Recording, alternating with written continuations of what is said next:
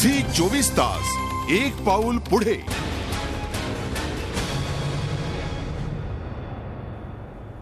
नमस्कार, मी अमोल जोशी। रोकठोक मध्ये आपलं स्वागत।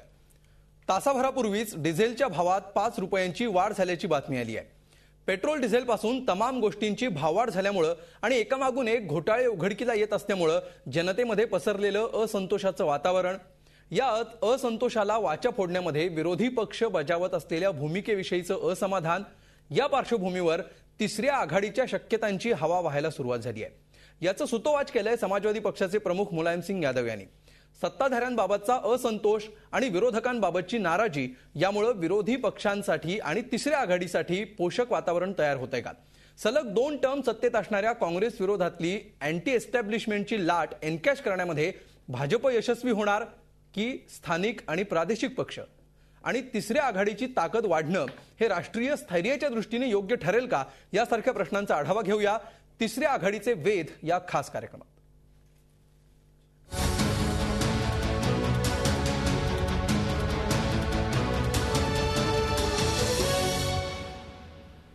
या विषयावर चर्चा करण्यासाठी आपल्या स्टुडिओमध्ये आहेत शिवसेनेचे खासदार आणि ज्येष्ठ पत्रकार भरत कुमार राऊत, त्याचबरोबर काँग्रेसचे खासदार हुसेन दलवाई सुद्धा आपल्या स्टुडिओमध्ये आहेत, भारतीय जनता पक्षाचे प्रवक्ते माधव भंडारी आपल्या स्टुडिओमध्ये आहेत, औरंगाबादच्या स्टुडिओमधून भारतीय कम्युनिस्ट पक्षाचे ज्येष्ठ नेते भालचंद्र कांगो या चर्चेमध्ये सहभागी होत आहेत आणि काही वेळातच दिल्लीतून ज्येष्ठ पत्रकार सुनील चावके या चर्चेमध्ये सहभाग घेणार आहेत। आपण चर्चेला सुरुवात करूया भालचंद्र कांगो यांच्यापासून।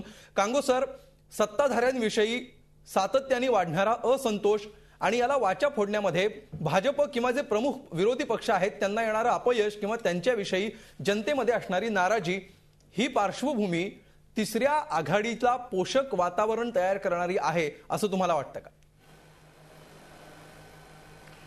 भाजपचे ज्येष्ठ नेते लालकृष्ण अडवाणी यांनी त्यांच्या ट्विटरवर मध्यंतरी एक कॉमेंट केलं होतं की 2014 साली ज्या निवडणुका होतील तेव्हा भाजप किंवा काँग्रेसचा पंतप्रधान नसेल, हे त्यांनी वस्तुस्थितीला निर्देशन करून दिलेलं होतं।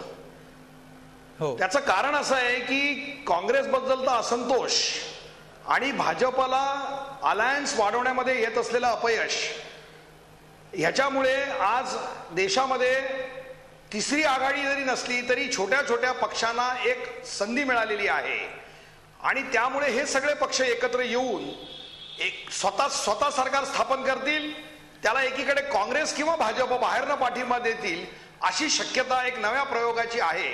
असे प्रयोग भारतात झालेले आहेत। व्हीपी सिंगांना डाव्या आणि उजव्या पक्षांनी पाठिंबा दिला होता, देवगौडा आणि गुजराल यांना काँग्रेसनी बाहेरनं पाठिंबा दिला होता। तेव्हा तिसऱ्या आघाडीचं म्हणून जे सरकार म्हटलं जातं ते प्रामुख्याने भाजप किंवा काँग्रेस यांनी बाहेरनं पाठिंबा दिलेलं सरकार असतं आणि ती शक्यता आता जास्त आहे। मला फक्त तुमच्या मुद्द्याशी, एकाच मुद्द्याशी मी सहमत नाही, ते म्हणजे तिसरी आघाडीचं सरकार आलं की देशाचं स्थैर्य गमावलं जातं असं जे म्हटलं जातं ते मला मान्य नाही। कारण का एनडीए असेल किंवा काँग्रेस असेल, हे काही स्थैर्याचं सरकार देऊ शकत नाही। आज देशामधलीच परिस्थिती अशी आहे की विविध पक्ष, विविध वर्ग, विविध जात समूह यांच्यामधल्या अपेक्षा वाढलेल्या आहेत आणि बदल इतक्या झपाट्याने होत आहेत की एक वाक्यता घेऊन सरकार पूर्वीप्रमाणे चालवणं शक्य नाही।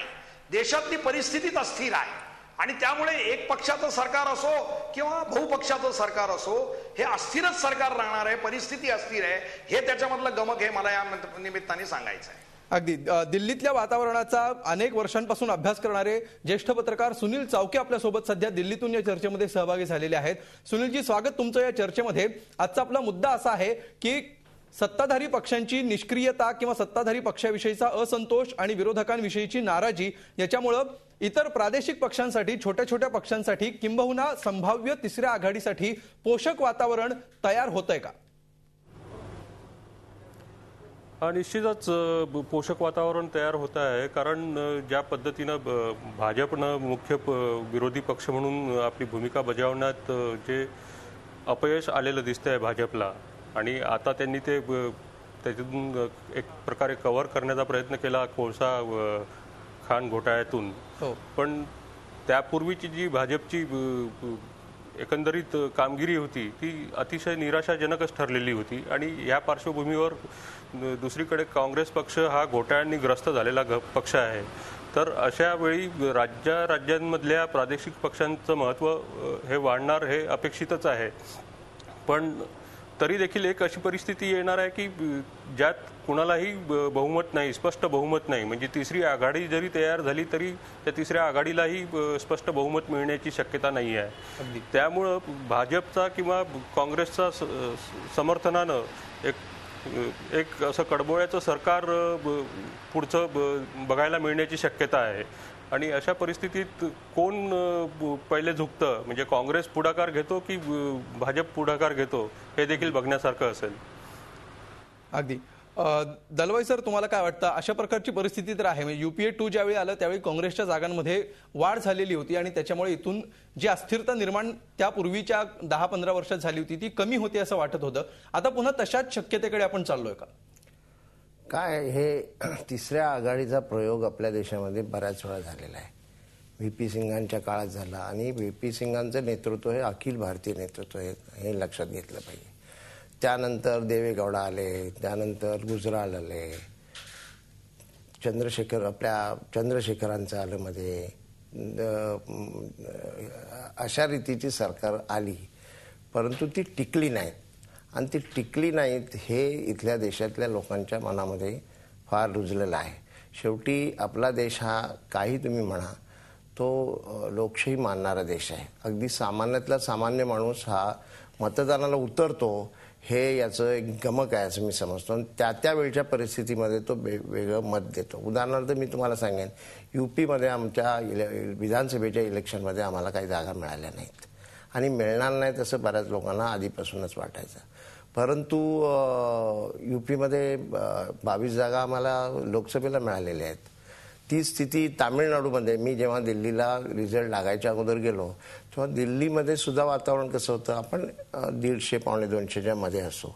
म्हणजे त्याच्यामध्ये तामिळनाडूमध्ये आपल्या कमी होतील, आंध्र प्रदेशमध्ये कमी होतील, UPमध्ये काय फारसं मिळणार नाही, असं सगळं जे वातावरण होतं ते त्याला लोकांनी अपेक्षाभंग केला. म्हणजे खरा सांगायचं तर लोकच कडबोळ्याचं सरकार येऊ नये याची काळजी घेतात असं. झी 24 तास एक पाऊल पुढे.